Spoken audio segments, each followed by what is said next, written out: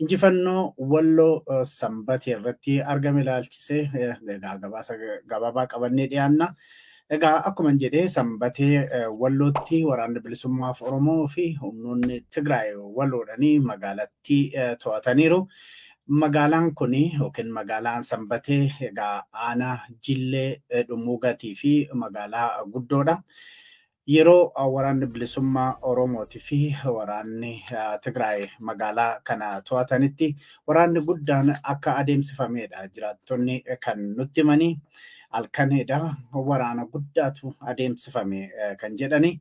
Egaa waraanni sun edda xumurame booda ganama ka'anii alaabaa waraana bilisummaa alaabaa adda bilisummaa Oromoo yookiin kan waraana bilisummaa Oromoo walumaa galatti kan qabsoo bilisummaa Oromoo naannoo waajjira aanaa Jiillee dhummuugaa fi poolisii buufata poolisiitti akka dhaabbatanidha kan nutti himanii.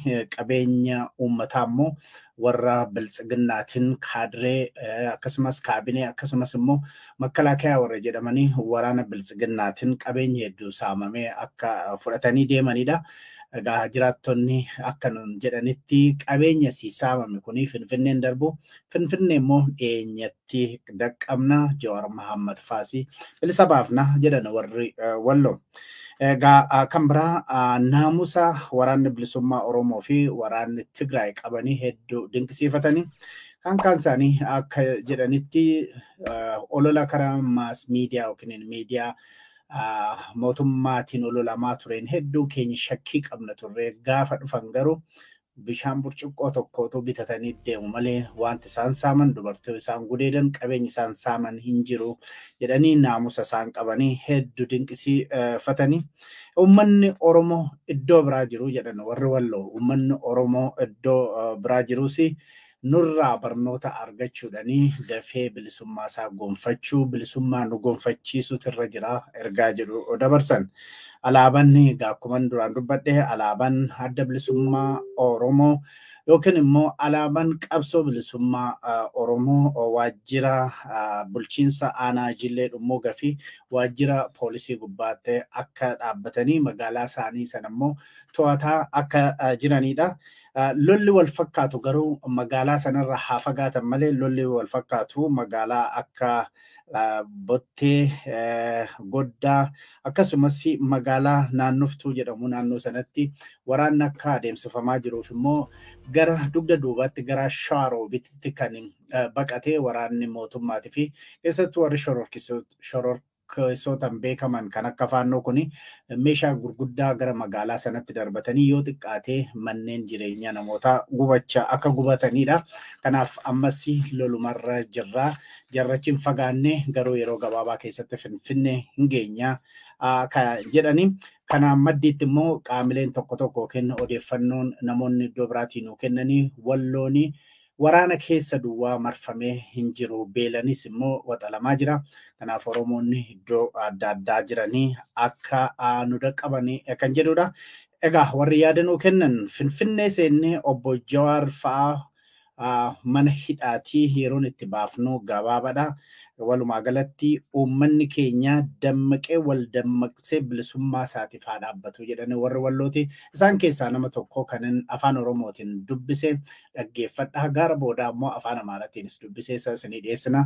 Ammaaf kan afaan Oromoo kunooti.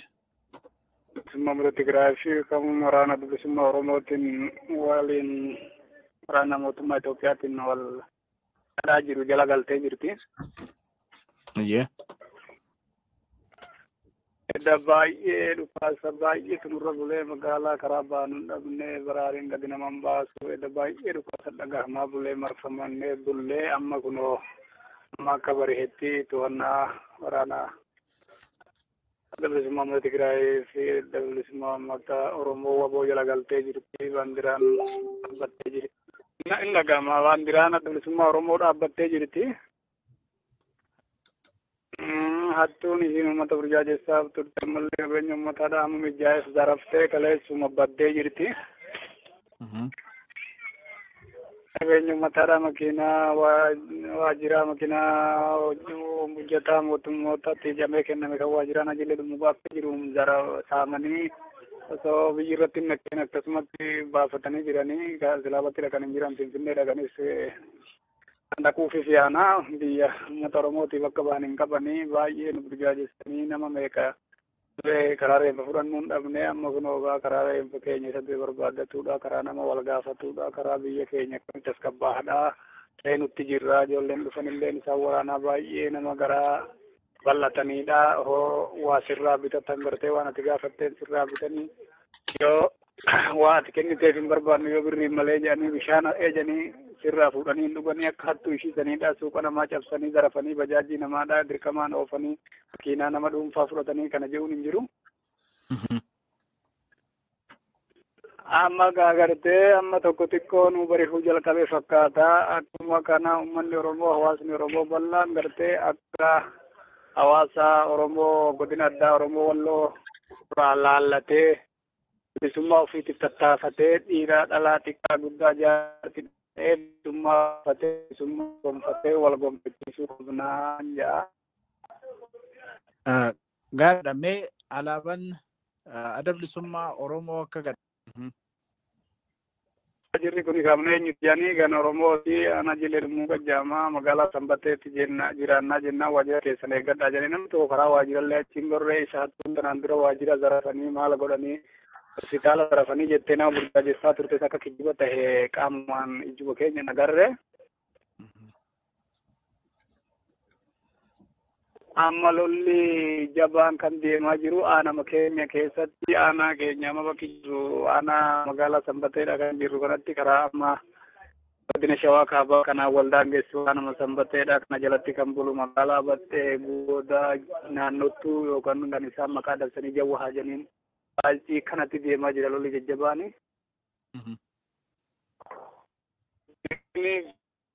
Marfii isaanii sanachi dhaqanii shaaroobii kan jennuun godina Shawaa Kaabaa kan argamtu achi fixamatanii Achirraa asuma haleelaa jiranii amma namni baay'ee karra yaa'uu hin danda'u akkasuma tokko hawaasni wal quunnameetuma anni ijee malee baay'ee haala sodaa keessallee ammas sodaa inuma jira.